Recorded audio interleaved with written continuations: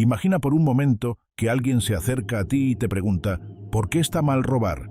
Tú respondes, quizás con cierta impaciencia, porque está mal hacerle daño a otros. Bien, si insistieran y te cuestionaran por qué está mal hacerle daño a otros, seguramente indicarías que se debe a que todos tenemos derechos. Y si buscáramos el origen de esos derechos, deberíamos recurrir a la naturaleza humana, de la razón y la ley, o de Dios.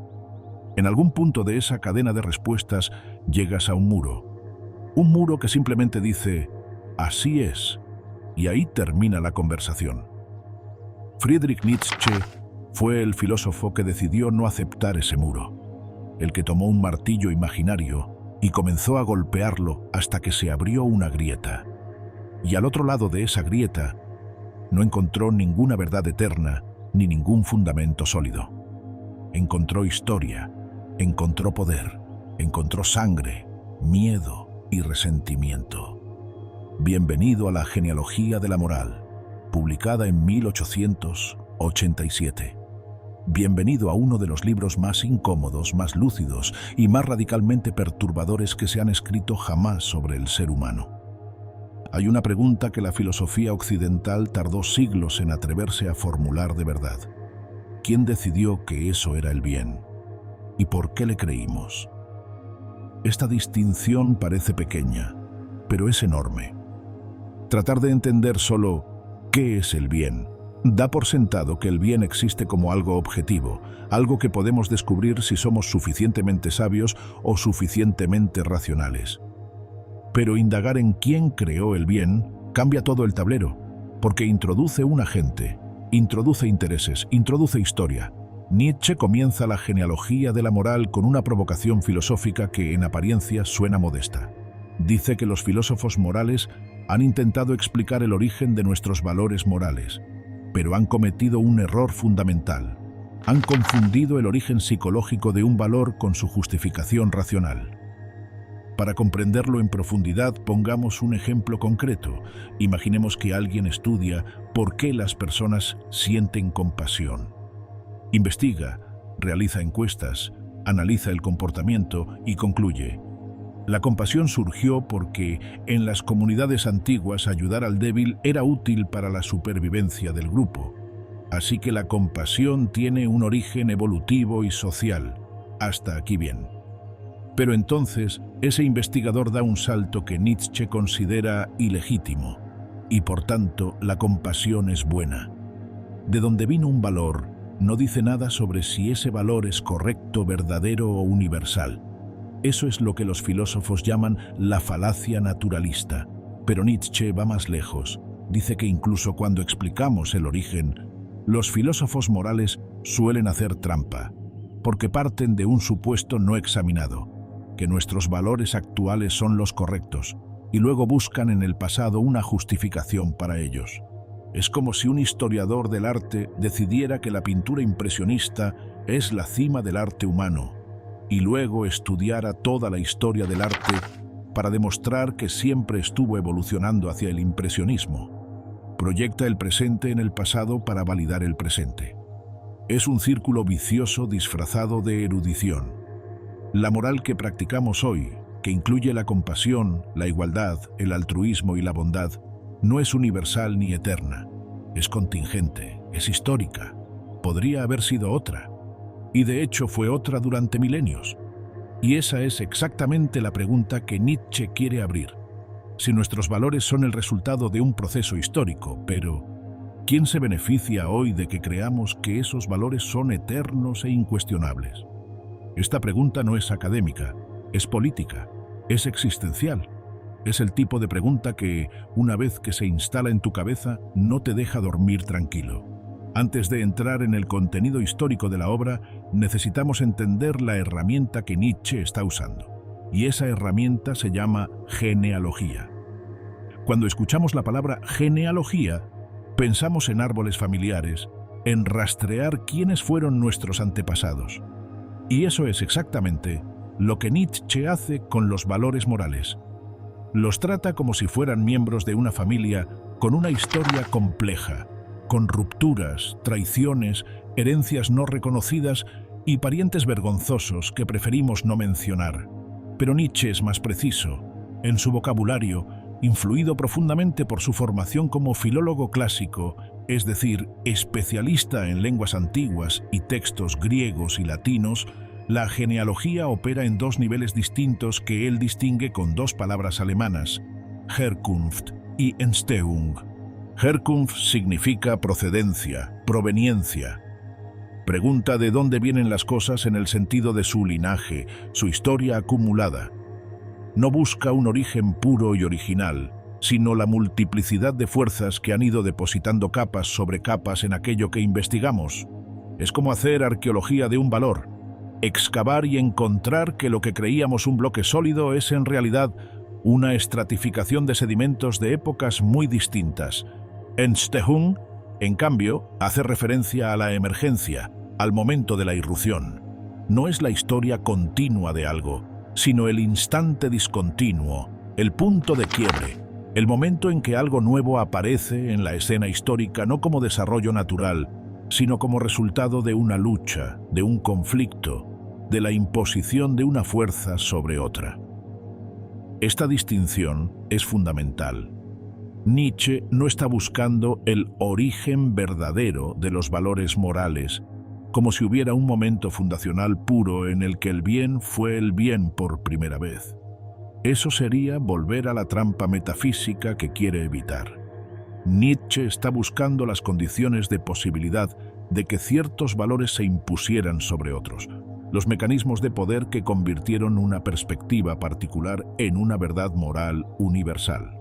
Y aquí entra en juego su formación como filólogo. Los filólogos clásicos del siglo XIX sabían perfectamente que las palabras cambian de significado a lo largo del tiempo. Que diaphina en la Grecia antigua no significaba lo mismo que dientie en el Renacimiento o en la Alemania bismarckiana, que los conceptos tienen historia y que esa historia es la historia de sus usos, sus apropiaciones, sus desvíos. Lo que Nietzsche hace es aplicar ese mismo método filológico, ese mismo rigor de detective de textos y significados, no a palabras antiguas, sino a los conceptos morales que su propia civilización consideraba eternos. Bueno, Deo, Dogma, Dirsa, Ario, todos estos términos, cuando los sometes al análisis genealógico, revelan historias sorprendentes, contradictorias y a veces francamente siniestras. Y hay algo más en este método que es crucial entender. La genealogía nietzscheana no es simplemente historia de las ideas. Es lo que podríamos llamar una historia crítica que desmonta la pretensión de legitimidad. Hay una diferencia enorme entre decir el valor X tiene tal origen y decir el valor X se legitima a sí mismo. La genealogía pone en cuestión que el origen de un valor justifique su validez. No porque el origen sea necesariamente malo, sino porque pone en evidencia que ese valor podría haber sido otro, que es el resultado de contingencias históricas y que por tanto no merece el estatuto de verdad absoluta que pretende tener. Este es un movimiento filosófico de una radicalidad extraordinaria, porque no ataca los valores morales diciendo «están equivocados». Los ataca diciendo «no tienen el tipo de fundamento que creen tener». Y eso es, en cierto modo, mucho más inquietante. Llegamos a uno de los momentos más divertidos, en el sentido más feroz de la palabra, de la genealogía. Nietzsche dedica las primeras páginas del libro a destruir metódicamente a los filósofos utilitaristas ingleses, especialmente a figuras como Herbert Spencer y Paul Rée, que habían intentado explicar el origen del altruismo y de la moralidad en términos de utilidad social. El argumento utilitarista, muy simplificado, iba más o menos así. Las acciones que llamamos non son aquellas que resultaron útiles para la comunidad en el pasado. Con el tiempo, esa utilidad fue olvidada, pero el hábito de llamar «yaritea» a esas acciones permaneció. Por eso sentimos que la honestidad, la compasión o la generosidad son buenas en sí mismas.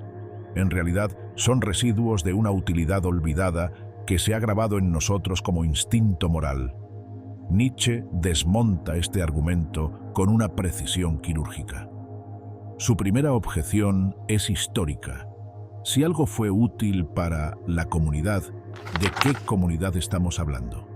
Podría ser de los fuertes o de los débiles, de los gobernantes o de los gobernados. Las sociedades humanas no son bloques homogéneos con un interés común uniforme. Son campos de lucha donde diferentes grupos tienen intereses distintos y a menudo opuestos. Hablar de utilidad para la comunidad, sin preguntarse qué comunidad y quién define esa utilidad, es, para Nietzsche, una ingenuidad que roza la deshonestidad intelectual. Su segunda objeción es metodológica. Los moralistas ingleses caen en un anacronismo. Proyectan sobre el pasado las categorías del presente. Asumen que los seres humanos del pasado pensaban en términos de deim y bienestar general, de la misma manera que un burgués victoriano. Pero eso es absurdo. Los valores de las sociedades guerreras antiguas, de las aristocracias tribales, de las teocracias medievales, no se organizaban en torno al cálculo utilitarista.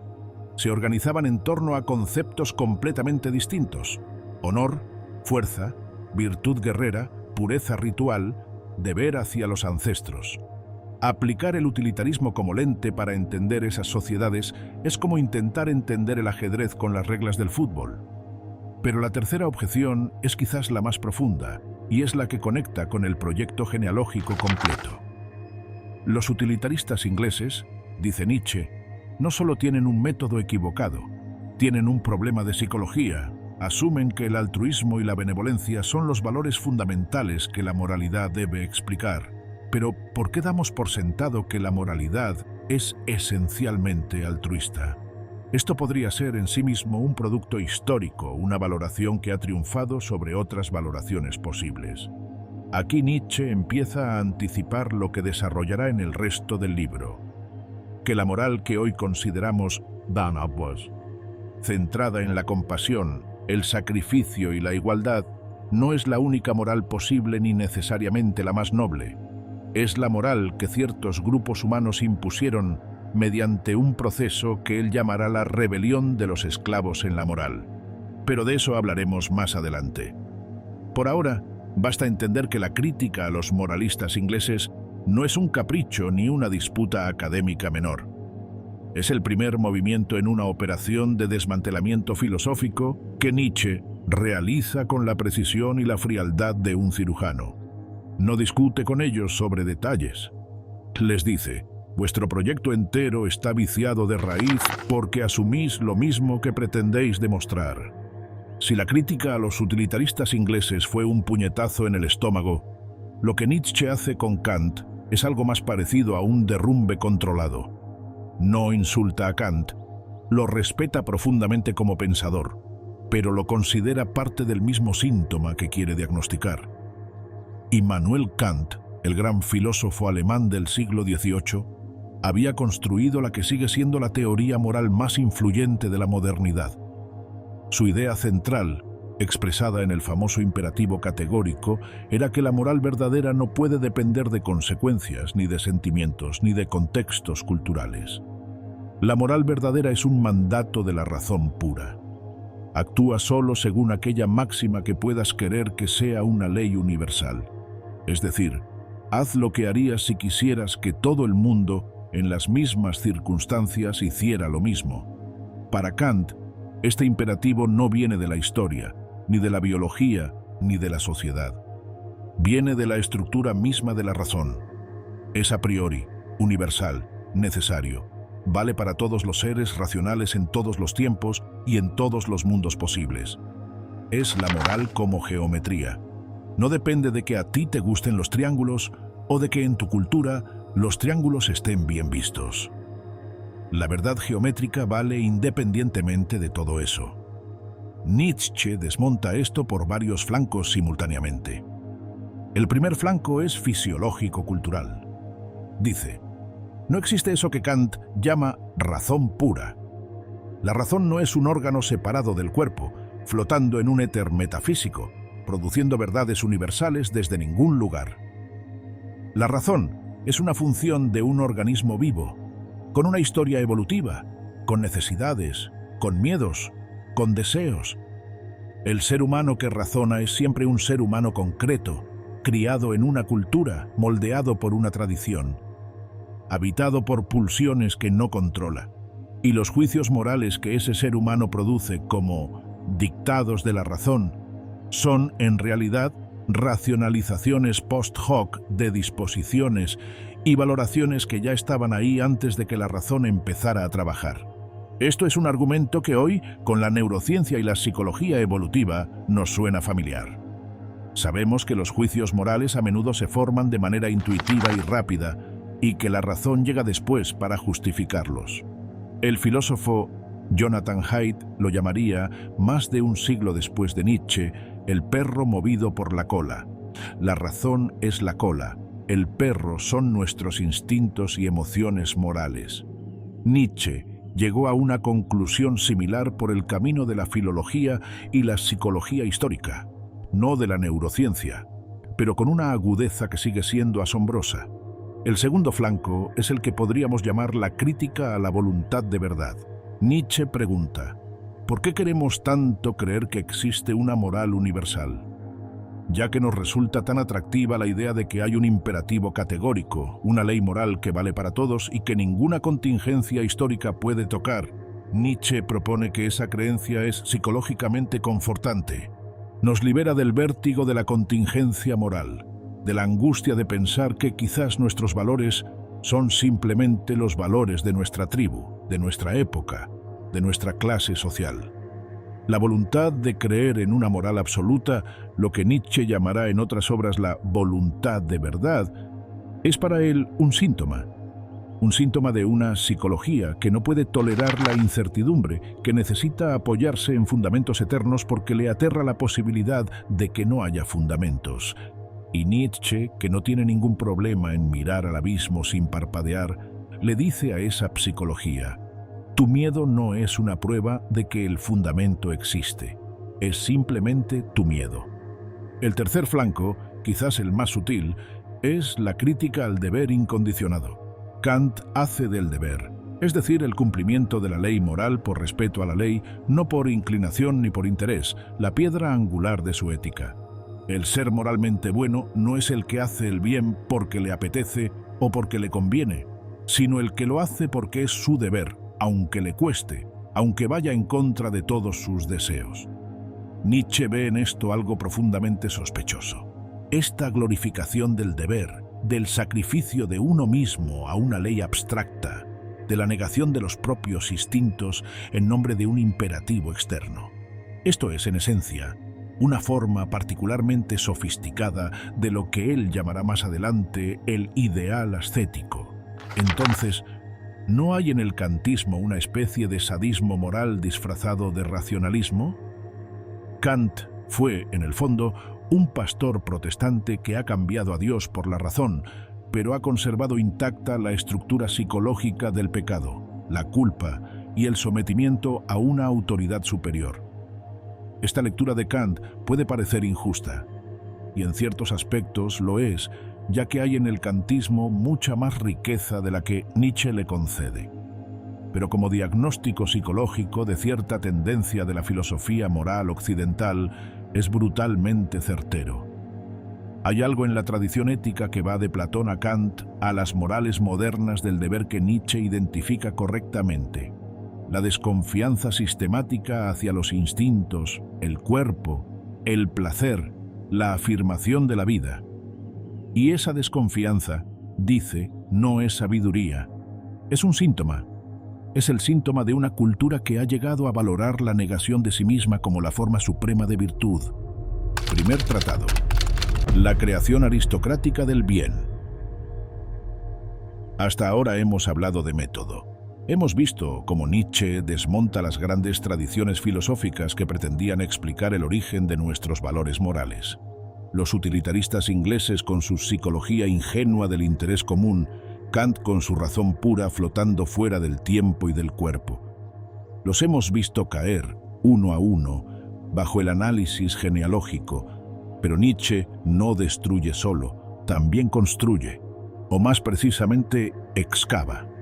Y lo que encuentra cuando se excava bajo nuestra moral es algo que no se parece en nada a lo que nos habían contado.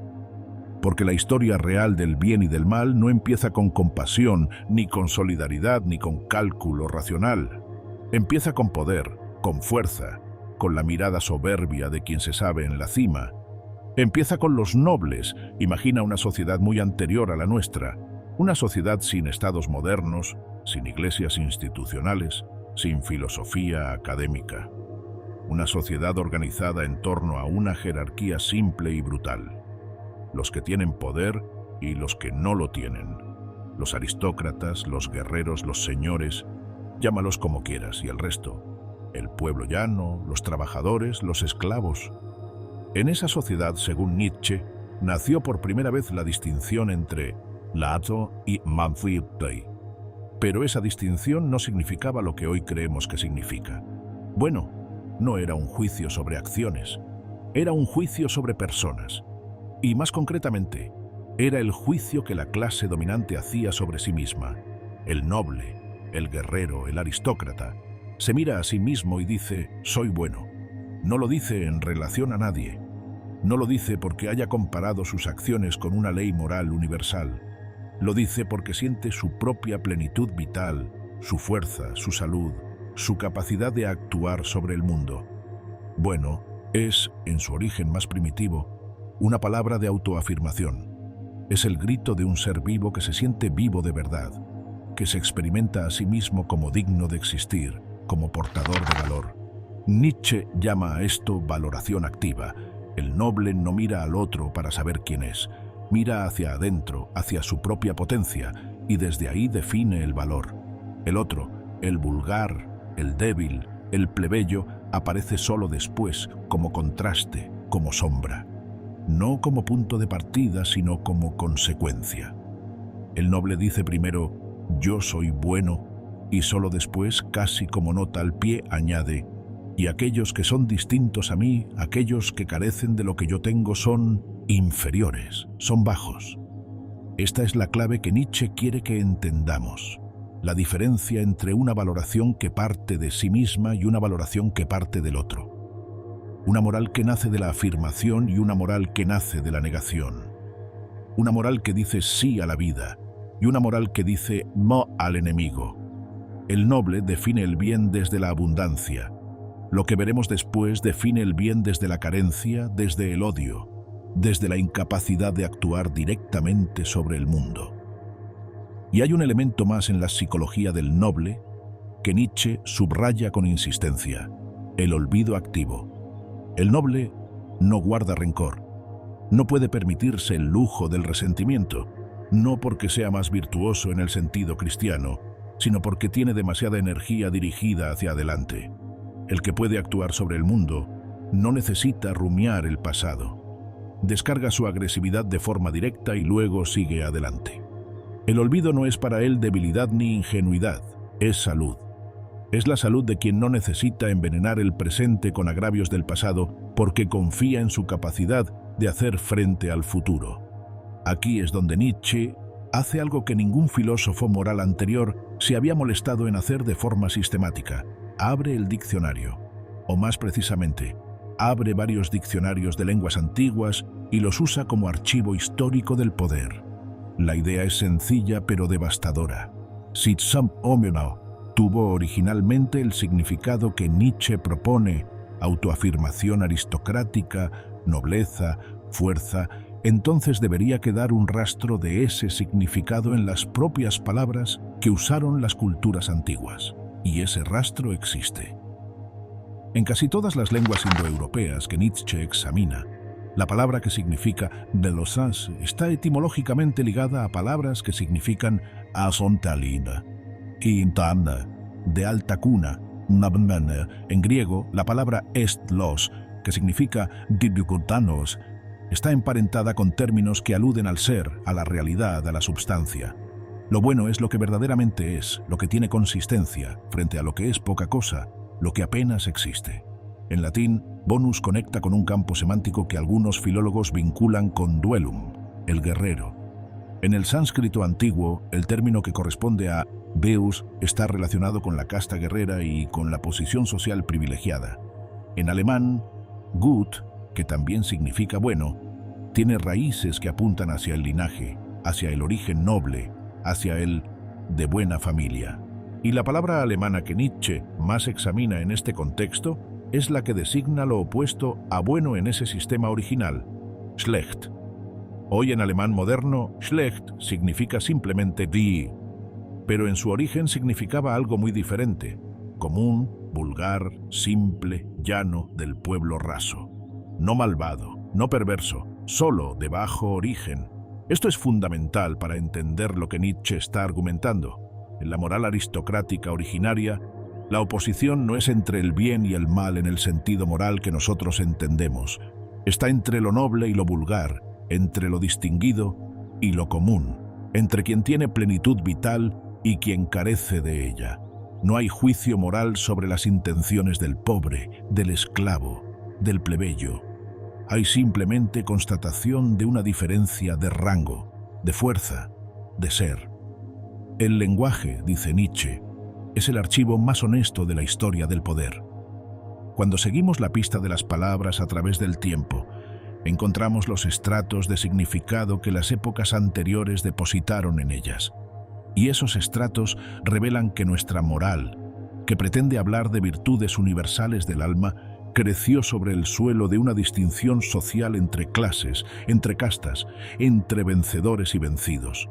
El bien y el mal empezaron siendo el noble y el plebeyo, solo después se convirtieron en otra cosa. Es importante detenerse aquí y subrayar algo que resulta contraintuitivo para nosotros, formados como estamos en una moral igualitarista. En el sistema aristocrático que Nietzsche describe, lo Schettis o Schlecht no conlleva condena moral. El plebeyo no es condenado por el noble, es simplemente ignorado como entidad moral. No existe en la ecuación de valor. Esto puede sonar monstruoso desde nuestra perspectiva, y en cierto modo lo es. Pero Nietzsche nos pide que lo miremos sin proyectar nuestros valores sobre él, porque esa ausencia de condena moral tiene una implicación que nos cuesta entender. En ese sistema, el plebeyo tampoco carga con culpa, no se le considera malvado, no se le atribuyen intenciones perversas, no se construye sobre él toda una psicología del pecado y la corrupción. Simplemente existe en una esfera diferente, como existe el animal junto al humano, sin que esa diferencia implique un drama moral. La moralización de la inferioridad, la idea de que el pobre es pobre porque es pecador, de que el débil merece su debilidad porque algo ha hecho mal, esa idea no viene del sistema aristocrático. Viene, paradójicamente, de su destrucción. Viene precisamente del movimiento que transformó la jerarquía de poder en jerarquía moral. Viene de lo que Nietzsche llamará la revolución del resentimiento. La estructura que describe Nietzsche para estas sociedades premorales arcaicas es, en su lógica interna, sorprendentemente clara. Hay quienes mandan y quienes obedecen, quienes tienen vigor y quienes carecen de él, quienes marcan el ritmo de la historia y quienes son su material pasivo. Esta jerarquía es anterior al Estado tal como lo conocemos, y anterior también a la religión institucionalizada con sus doctrinas de salvación y condenación. Es una jerarquía que Nietzsche describe como natural, no en el sentido de inevitable o deseable, sino en el sentido de no racionalizada, no disfrazada bajo capas de justificación moral. Llegamos al punto que quizás más incomoda al lector moderno de Nietzsche, su descripción de la psicología aristocrática como algo que, en determinados aspectos, admira.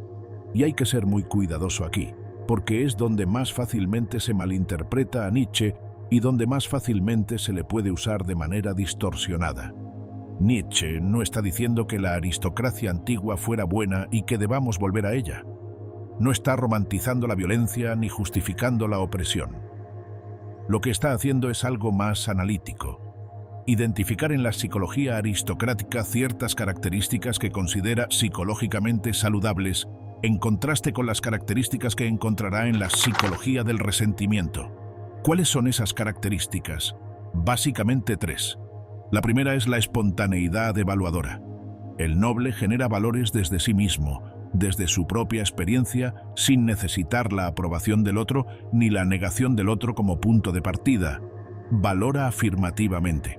Dice sí, antes de decir désamelo. La segunda es el olvido activo que mencionamos antes, la capacidad de no acumular agravios, de no envenenar el presente con el pasado, de mantener una especie de higiene psicológica que hace posible la acción.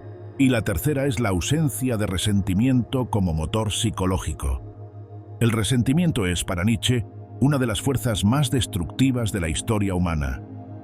Porque lo que Nietzsche nos va a contar no es que los nobles vivieron felices para siempre, es que algo pasó, algo enorme, lento, subterráneo, que tardó siglos en completarse.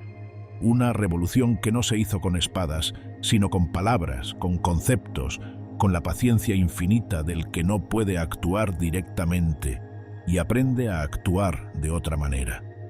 Una revolución que cambió el mundo más profundamente que cualquier guerra. La revolución de los esclavos en la moral. La rebelión de los esclavos y la inversión moral. Hay revoluciones que se hacen a la luz del día. Ejércitos en el campo de batalla, barricadas en las calles, un poder que cae y otro que lo reemplaza de forma visible, dramática, rastreable. Esas revoluciones las cuenta la historia convencional. Tienen fechas, tienen héroes, tienen mapas, y luego hay otra clase de revolución, una revolución que no ocurre en los campos de batalla, sino en el interior del lenguaje, en el interior de los conceptos, en el interior de las almas de quienes no pueden actuar directamente y aprenden, con una paciencia que no tiene límites, a reconfigurar el mundo simbólico de tal manera que lo que antes era fuerza pase a llamarse crueldad, lo que antes era debilidad pase a llamarse virtud, y lo que antes era grandeza pase a llamarse pecado. Esta es la revolución que Nietzsche describe en el primer tratado de la genealogía. La llama la rebelión de los esclavos en la moral. Y dice de ella algo que debería hacernos pensar, que es la revolución más profunda y más duradera de la historia de Occidente, que sus efectos siguen activos hoy, 2500 años después de que comenzara, que vivimos dentro de ella sin saberlo, como peces que no saben que están en el agua. Empieza con una situación simple, casi ordinaria. Alguien te hace daño y tú no puedes responder, no puedes devolver el golpe, no puedes huir, no puedes transformar la situación. Eres impotente de manera radical, pero el agravio está ahí, vivo, palpitante. El dolor no desaparece por no poder descargarse. En el ser humano que tiene fuerza, esa energía de agresividad bloqueada encuentra una salida, la acción directa. Golpea, se venga, olvida, la descarga ocurre y la herida sana. Pero en el ser humano que no puede actuar directamente porque es débil o está sometido, esa energía no tiene salida exterior. Y entonces ocurre algo que Nietzsche describe con una precisión psicológica extraordinaria. La energía se vuelve hacia adentro, se transforma, se fermenta. El agravio no se olvida, se recuerda, se rumia, se elabora. La memoria se afila como un cuchillo sobre la piedra del tiempo. Y lo que nace de ese proceso es el resentimiento, la acumulación de agravios que no pueden descargarse, convertida en una emoción crónica, en una postura ante el mundo, en una manera de relacionarse con la realidad. El resentido no puede actuar sobre el mundo que lo oprime, pero sí puede hacer algo, puede reinterpretar ese mundo, puede cambiar el significado de los términos, puede invertir los valores. Y es aquí donde ocurre algo genial, en el sentido más oscuro de la palabra. El resentimiento no se queda en la impotencia pasiva, se convierte en creatividad. Una creatividad envenenada, una creatividad que nace del odio y del dolor, pero una creatividad al fin. Nietzsche llama a este proceso la reacción imaginaria. Donde el noble actúa y luego olvida, el esclavo imagina y luego recuerda. Donde el noble se afirma a sí mismo, el esclavo niega al otro. La psicología del resentimiento es una psicología esencialmente reactiva. No genera valores desde sí misma, sino en respuesta al enemigo. El enemigo es su punto de partida, su obsesión, su referencia constante. Sin el noble que oprimir, el resentido no sabría quién es. El movimiento que Nietzsche describe a continuación es el corazón de todo el primer tratado.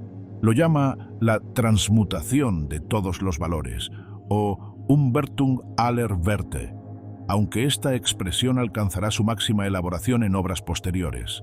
Pero aquí, en la genealogía, podemos ver el mecanismo concreto. Recordemos, en la moral aristocrática, las palabras clave eran bal referido al noble y aha referido al plebeyo sin carga moral. La oposición era descriptiva de una jerarquía social. No había drama metafísico, no había bien ni mal en el sentido pleno de esas palabras. La revolución del resentimiento cambia esta gramática de manera radical, y lo hace con una nueva palabra. En alemán, böse, que significa malvado, perverso, el que actúa movido por la maldad. Esta palabra no existía en la morfología original de la moral aristocrática. Es una creación de la moral reactiva. Es la palabra con que el esclavo bautiza al noble. El movimiento es el siguiente. La moral del resentimiento no empieza diciendo yo soy bueno. Empieza diciendo él es malo. El noble, el guerrero, el fuerte, el que tiene poder, él es el malvado. Y solo a partir de esa definición del otro como maligno, la moral del resentimiento puede definirse a sí misma, y nosotros, que somos sus víctimas, somos los buenos. ¿Ven la diferencia estructural?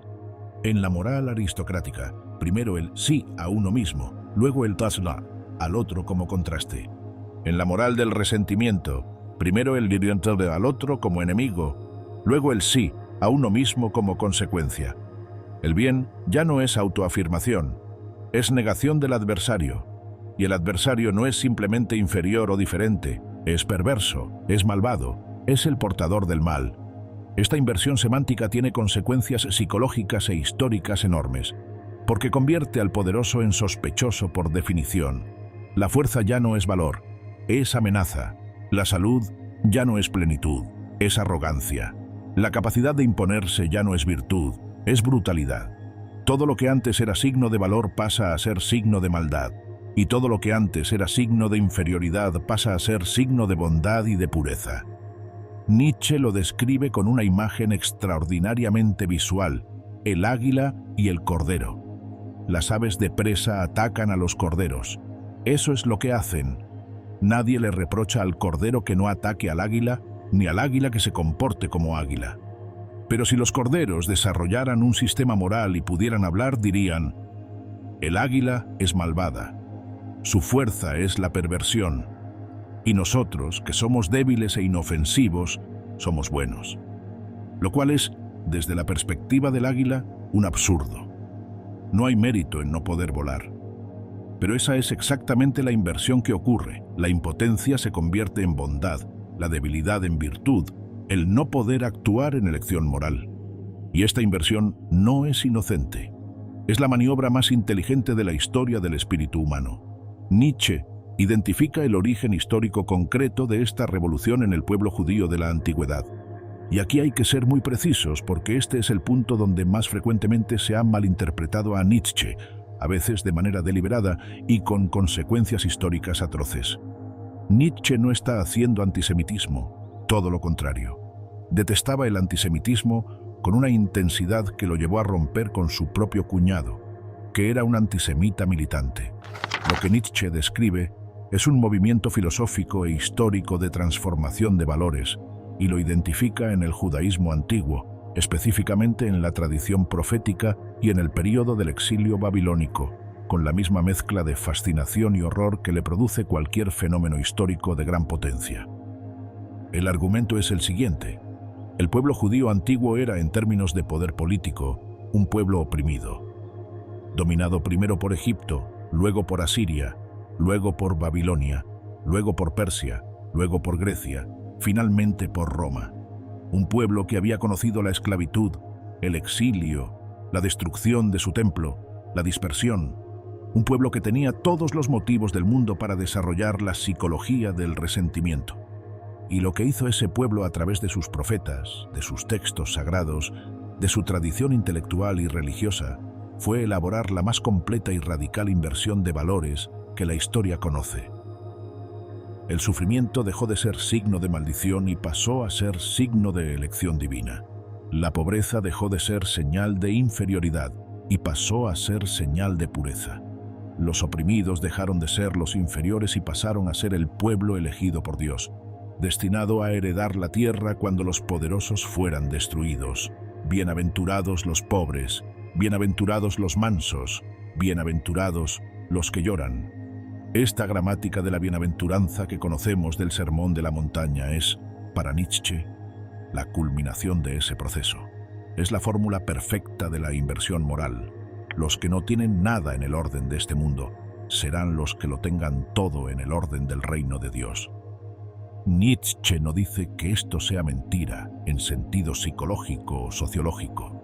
Dice que es la maniobra del resentimiento llevada a su máxima perfección, que el pueblo que no podía vencer al César en el campo de batalla, lo venció en el campo de los valores, que la derrota política se transformó en triunfo espiritual, y que ese triunfo espiritual fue, a largo plazo, mucho más poderoso y duradero que cualquier victoria militar. Si el judaísmo antiguo fue el laboratorio donde se creó la fórmula, el cristianismo fue la institución que la universalizó, que la exportó al mundo entero, que consiguió que no solo el pueblo judío, sino los griegos, los romanos, los germanos y finalmente toda la humanidad occidental adoptaran la gramática de la inversión moral como verdad absoluta. El arquitecto de esta universalización, en la lectura nietzscheana, es la figura del sacerdote, no el sacerdote de las religiones aristocráticas antiguas, que era esencialmente un funcionario del rito, un mediador técnico entre los hombres y los dioses, sino el sacerdote ascético, el maestro espiritual, el director de conciencias que hace del alma humana su territorio de conquista. El sacerdote, dice Nietzsche, es el tipo humano más inteligente que ha existido, no el más fuerte, no el más saludable, el más inteligente, porque ha encontrado la manera de ejercer poder sobre los más fuertes usando únicamente armas psicológicas, sin ejércitos, sin dinero, sin fuerza física, solo con palabras, con conceptos, con la gestión magistral de la culpa. Y la culpa es la gran invención del sacerdote cristiano, no la culpa en el sentido primitivo, sino la culpa ontológica, la culpa que precede a cualquier acto concreto, la culpa por existir, el pecado original, la doctrina que dice que el ser humano nace ya manchado, ya deficiente, ya deudor de una deuda impagable hacia un Dios infinito. Esta doctrina es, para Nietzsche, el golpe psicológico más devastador que se ha asestado nunca contra la afirmación de la vida.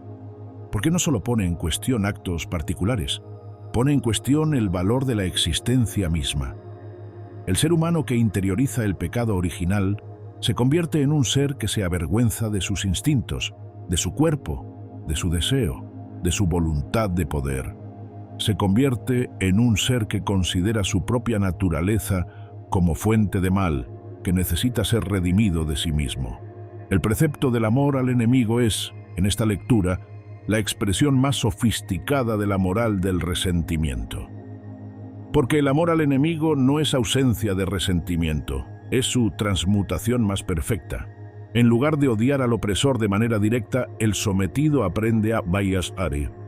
Pero ese amor contiene una condena mucho más profunda.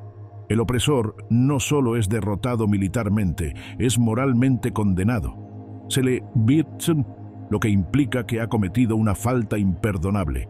Se le uriasira, lo que implica que está en una posición de inferioridad moral que requiere esa condescendencia. Es, dice Nietzsche, la venganza más elegante que ha inventado el espíritu humano. ¿Y cuál es el resultado de toda esta revolución? ¿A dónde llegamos después de siglos de victoria de la moral del resentimiento? Llegamos aquí, llegamos a nosotros mismos, llegamos a la civilización occidental moderna. Los valores que hoy consideramos Abdia, Mabunmaya, la igualdad de todos los seres humanos, la compasión hacia el sufriente, la sospecha sistemática hacia el poder, la glorificación de la humildad y la condena de la arrogancia, la definición del heroísmo como sacrificio y no como dominación. Todo esto, dice Nietzsche, es el legado de la revolución del resentimiento. Es la moral del esclavo convertida en ideología dominante. Es la inversión de valores del oprimido convertida en el canon moral de la humanidad. El igualitarismo moderno, que plantea la idea de que todos los seres humanos son fundamentalmente iguales en valor, es la secularización del todos somos iguales ante Dios cristiano. La compasión como valor central es la secularización de la doctrina cristiana de la caridad. La redefinición del heroísmo como servicio a los demás y no como afirmación de uno mismo es la secularización del ideal cristiano de santidad. Nietzsche no dice que estos valores sean incorrectos en el sentido de que produzcan malos resultados prácticos. Dice algo más perturbador, que son el producto de un proceso que comenzó en el dolor, el resentimiento y la impotencia, y que ese origen marca los valores aunque sus portadores modernos lo hayan olvidado por completo. Que detrás de la compasión hay, enterrado bajo capas de racionalización y buena fe, el resentimiento original del que no pudo actuar de otra manera.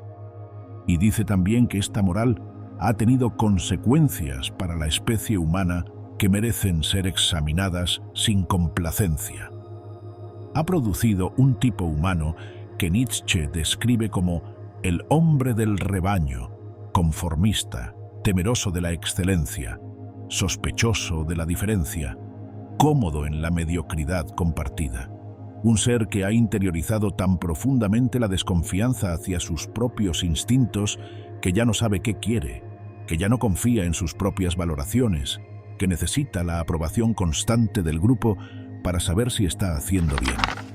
El rediseño del heroísmo que opera esta moral es particularmente revelador. El héroe ya no es el que se supera a sí mismo, el que va más allá de sus límites, el que afirma su singularidad frente a la presión del grupo. El héroe es ahora el que se sacrifica, el que se anula, el que pone a los demás por delante de sí mismo. La grandeza ya no es el exceso de vida, es la renuncia a la vida propia en beneficio ajeno. Para Nietzsche, esto no es progreso moral, es la victoria definitiva del resentimiento sobre la afirmación. Es la culminación de un proceso que comenzó en las catacumbas y las sinagogas del mundo antiguo y que terminó colonizando las universidades, los parlamentos, las declaraciones de derechos humanos y los discursos de autoayuda del siglo XXI. Segundo tratado, deuda, castigo y nacimiento del sujeto responsable. Hasta ahora hemos explorado la guerra de los valores, quién definió el bien, quién definió el mal, y cómo una moral nacida del resentimiento consiguió imponerse sobre una moral nacida de la afirmación. Ese era el territorio del primer tratado de la genealogía, una historia de palabras, de clases sociales, de psicologías en conflicto. Ahora Nietzsche cambia completamente de eje. Abandona la pregunta ¿quién definió el bien? Y formula una pregunta diferente, más profunda y en cierto sentido más inquietante. ¿Cómo llegó el ser humano a sentirse culpable? No culpable de algo concreto, no culpable por haber cometido un acto específico que viola una norma, sino culpable en el sentido más hondo y estructural, como disposición psicológica, como manera de estar en el mundo, como la sensación de que existir ya es de algún modo una deuda. Y para responder esa pregunta, Nietzsche empieza por donde nadie esperaría, por la economía. En alemán, la palabra Schuld tiene dos significados que en español están separados, eno y Gier. Puedes decir, tengo una Schuld contigo, para referirte a una deuda económica o para referirte a una culpa moral. En el alemán cotidiano, estas dos dimensiones conviven en la misma palabra con total naturalidad, y para un hablante nativo esa convivencia es tan familiar que ya ni se percibe. Nietzsche se detiene ante esta coincidencia y la convierte en el punto de partida de todo el segundo tratado. Porque para él no es una coincidencia, es un fósil lingüístico, es la huella que dejó en el lenguaje el hecho de que la culpa moral derivó históricamente de la deuda económica, de que el sentimiento de obligación hacia otro nació primero en el terreno de las transacciones materiales y solo después fue trasladado al terreno del alma. La relación acreedor-deudor, argumenta Nietzsche, Es la relación social más antigua y más estructurante que existe. Antes de que hubiera estados con leyes escritas, antes de que hubiera filosofías morales, antes de que hubiera religiones institucionales con doctrinas de pecado y redención, había personas que prestaban y personas que debían. Había contratos, había garantías, había consecuencias para quien no cumplía. Y esa relación no era moralmente neutral, generaba toda una psicología. El deudor que no pagaba no era simplemente alguien con un problema económico, era alguien que había fallado a su promesa, que había traicionado un vínculo, que merecía una respuesta. La economía era, desde el principio, una economía moral. El intercambio material generaba obligaciones que iban mucho más allá de lo material. Nietzsche está señalando algo que los antropólogos del siglo XX, como Marcel Mauss y David Graeber, confirmarían después con abundante evidencia etnográfica, que la deuda es una de las categorías fundacionales de la cultura humana, anterior al mercado, anterior al dinero, anterior al Estado. Las relaciones de intercambio y obligación son el tejido básico de la vida social, y sobre ese tejido se construye por extensión y por metáfora toda la arquitectura moral posterior. Pero si la deuda es la raíz, el castigo es su flor más venenosa, y Nietzsche dedica una parte considerable del segundo tratado a una genealogía del castigo que desmonta por completo la narrativa que solemos contarnos sobre él. La narrativa habitual sobre el castigo dice más o menos esto: castigamos a quienes hacen el mal para que aprendan a no hacerlo, para que la sociedad quede protegida y para que se haga justicia. El castigo tiene una función correctiva, una función preventiva y una función reparadora. Es, en esencia, algo racional y útil. Nietzsche desmonta esta narrativa en varias capas. La primera y más radical: el castigo, en sus formas más antiguas, no tiene nada que ver con hacer que el culpable aprenda la lección. El castigo primitivo es compensación. Es la satisfacción que el acreedor obtiene al dañar al deudor que no ha pagado. Si no puedes recuperar lo que te deben en forma de bienes materiales, tienes al menos el derecho de satisfacerte causando dolor. El sufrimiento del deudor tiene un valor de equivalencia con la deuda incumplida. Esta idea nos repugna, nos parece bárbara, pero Nietzsche nos recuerda que es exactamente lo que codifica el derecho romano en la tabla de las 12 tablas. Si el deudor no puede pagar, el acreedor puede cortarle partes del cuerpo en proporción a lo que se le debe. No es una metáfora. Es literalmente la carne como moneda de cambio. Y el contrato social más célebre de la literatura, el del mercader de Venecia de Shakespeare, con la libra de carne humana como pago de una deuda, es precisamente la expresión literaria de esta lógica arcaica. Lo que Nietzsche subraya es que hay en el castigo un elemento de crueldad que es primario, no derivado. No es la crueldad como efecto secundario indeseado de un sistema de justicia racional. Es la crueldad como principio constitutivo. El espectáculo del sufrimiento del castigado cumple una función social que va mucho más allá de la disuasión. Genera un placer en la comunidad que presencia el castigo, refuerza los vínculos del grupo, reafirma la autoridad del acreedor, ya sea este un individuo, una familia, una tribu o el Estado, y produce el tipo de memoria que Nietzsche va a analizar a continuación. Aquí Nietzsche formula lo que quizás sea su tesis más original del segundo tratado y una de las más audaces de toda la obra: el dolor como tecnología mnemónica, como máquina de hacer memoria. El problema fundamental de la cultura, tal como Nietzsche lo plantea, es este: el ser humano es un animal olvidadizo. El olvido no es un defecto accidental de nuestra psicología, es una función activa y necesaria. Olvidamos para poder seguir viviendo, para no quedarnos paralizados por el peso de todo lo que nos ha ocurrido, para mantener la capacidad de actuar en el presente. El olvido es, como vimos en el capítulo anterior, la salud del noble. Pero la cultura requiere exactamente lo contrario del olvido. Requiere memoria. Requiere que el ser humano recuerde lo que prometió, lo que debe, lo que acordó. Requiere que el futuro pueda ser anticipado y garantizado. ¿Y cómo se inscribe algo en la memoria de un animal que tiende a olvidar? Con dolor. Solo se graba profundamente lo que duele profundamente. La cultura primitiva lo sabía de manera intuitiva y los rituales de iniciación, las marcas corporales, las ceremonias que implican sufrimiento físico, son, en esta lectura, tecnologías de inscripción, maneras de grabar en el cuerpo y, por tanto, en la memoria, la pertenencia a un grupo, la obligación asumida, el precio del incumplimiento. El castigo es la versión pública y social de esta tecnología. Cuando la comunidad castiga al transgresor ante los ojos de todos, no está solo satisfaciendo al acreedor, está grabando en la memoria colectiva la norma que fue violada, está produciendo en cada espectador la conciencia visceral de que esa norma existe y tiene consecuencias reales. El sufrimiento visible del castigado es una lección que el cuerpo aprende directamente, sin necesidad de razonamiento abstracto, y es precisamente este proceso lo que hace posible el tipo humano más extraordinario que la naturaleza ha producido. El ser humano capaz de prometer. El animal que puede comprometerse con el futuro, que puede decir mañana haré esto, y que esa afirmación tenga peso, tenga consecuencias, sea vinculante. Para Nietzsche, la capacidad de prometer es el logro cultural más profundo de la historia humana. No la escritura, ni la técnica, ni la ciencia. La promesa, porque la promesa implica que un ser vivo ha conseguido dominar su propia naturaleza cambiante lo suficiente como para garantizar su comportamiento futuro. Ha conseguido convertirse en algo previsible, calculable, confiable.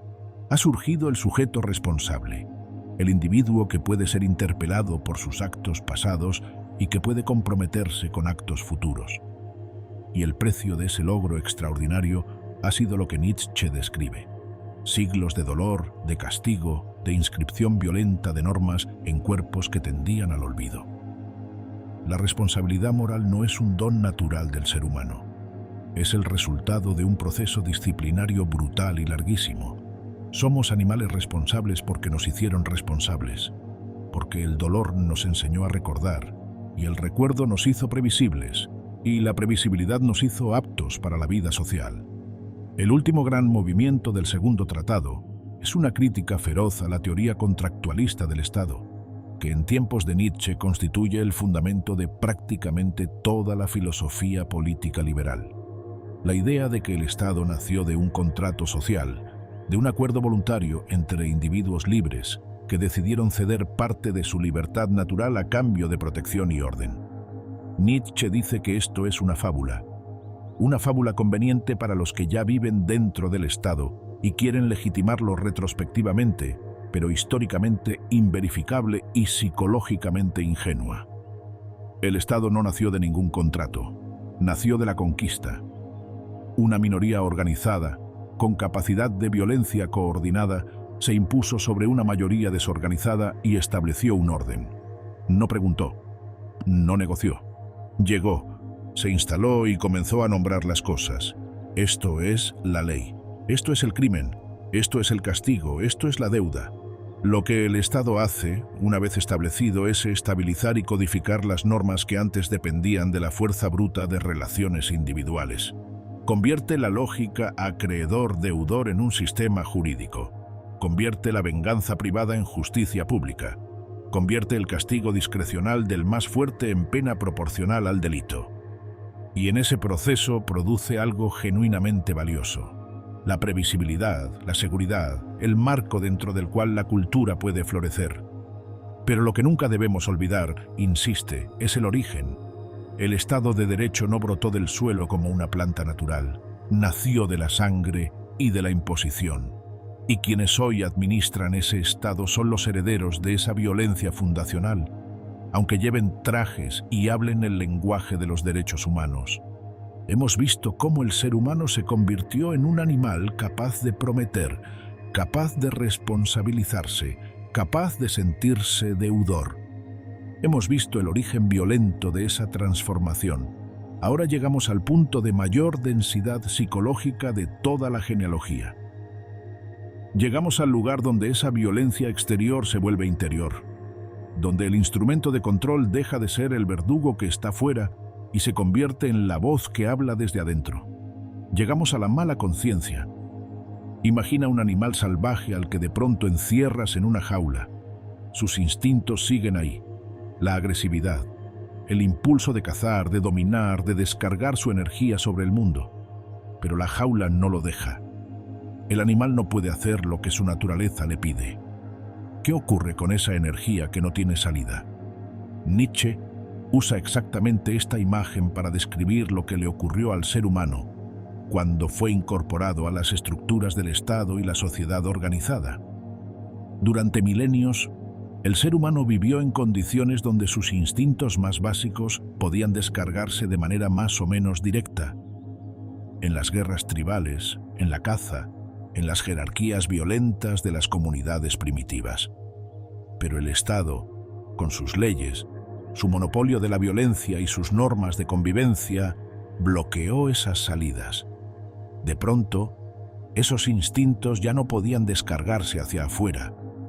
Y entonces ocurrió algo que Nietzsche describe como el evento psicológico más profundo y más catastrófico de la historia humana. La agresividad se volvió hacia adentro. El ser humano comenzó a hacerse la guerra a sí mismo. Esto es la mala conciencia en su origen más primitivo, la redirección de los instintos agresivos hacia el propio yo. El ser humano que no puede atacar al mundo empieza a atacarse a sí mismo, a juzgarse, a condenarse, a torturarse psicológicamente con la misma violencia que antes dirigía hacia afuera. Y de ese proceso nace algo completamente nuevo en la historia de la vida. Un animal que sufre de sí mismo. Un animal que tiene conciencia de sí como problema, como deficiencia, como fuente de mal. Nietzsche llama al ser humano, con una expresión que se ha vuelto célebre, el animal enfermo.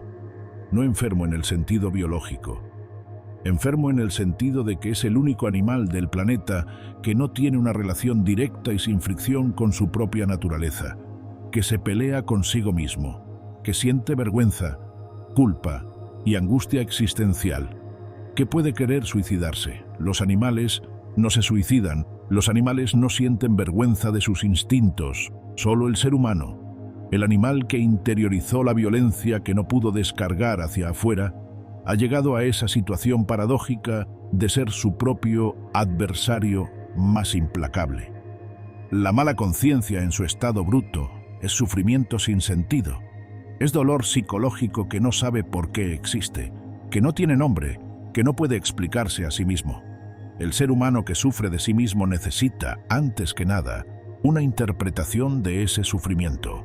Necesita saber por qué sufre, y aquí entra en escena la figura que Nietzsche considera el tipo humano más peligroso y más fascinante de la historia, el sacerdote ascético, el intérprete del sufrimiento, el especialista en dolor del alma. El sacerdote no inventa el sufrimiento ya estaba ahí, en la mala conciencia, en la energía agresiva vuelta hacia adentro.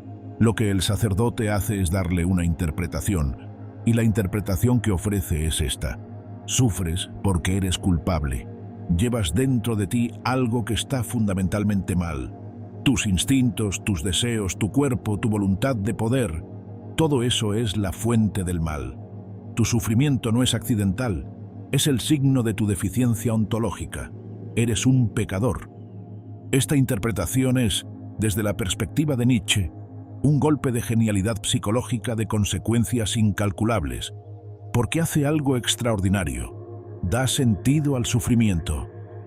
Y el ser humano puede soportar casi cualquier cantidad de dolor si ese dolor tiene sentido.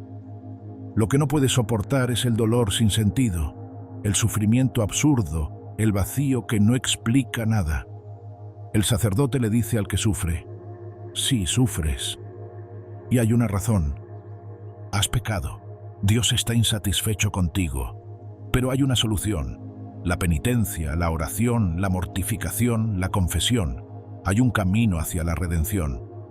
Y con eso le da al sufriente una estructura de sentido dentro de la cual su dolor se vuelve tolerable, incluso valioso.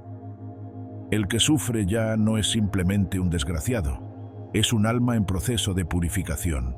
Lo que Nietzsche señala con una agudeza que todavía hoy resulta difícil de refutar es que este sistema funciona, consuela, y al consolar crea una dependencia. El sacerdote se convierte en indispensable. Es el único que puede dar sentido al dolor, el único que tiene acceso a la maquinaria de la culpa y el perdón, el único que puede administrar la deuda con Dios. Sin el sacerdote, el alma queda sola ante su sufrimiento sin nombre. Con él, tiene un interlocutor, una narrativa, una salida hacia algo mejor. El tercer tratado de la genealogía gira en torno a lo que Nietzsche llama el ideal ascético, la valoración del sufrimiento, la renuncia y la negación de los instintos como camino hacia algo superior. El ascetismo, en su sentido más literal, es la práctica de privarse de placeres materiales para alcanzar una forma más pura de existencia espiritual. Aparece en prácticamente todas las tradiciones religiosas del mundo: el monje budista, el ermitaño cristiano, el filósofo estoico, el brahman hindú. Siempre con la misma lógica básica: el cuerpo y sus deseos son obstáculos para lo que verdaderamente importa. Negarlos es purificarse. Sufrir voluntariamente es acercarse a lo sagrado. Nietzsche ve en este ideal la expresión más elaborada y más influyente de la negación de la vida. No la negación de esta vida en particular, sino la negación de la vida como tal, de los instintos como tales, del cuerpo como tal. El ideal ascético no dice: este placer concreto me hace daño. Dice: el placer es malo. No dice: este deseo me lleva en la dirección equivocada. Dice: el deseo es la fuente del mal. Y lo que Nietzsche encuentra más perturbador es esto: el ideal ascético da sentido.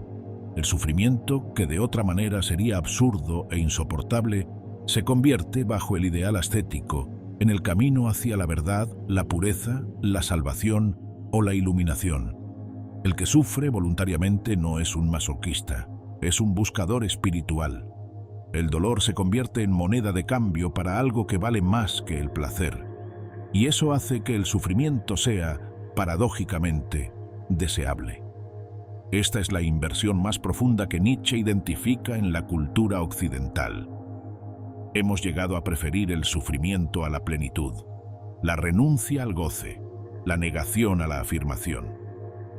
Y hemos construido sobre esa preferencia toda nuestra arquitectura moral, religiosa y también intelectual.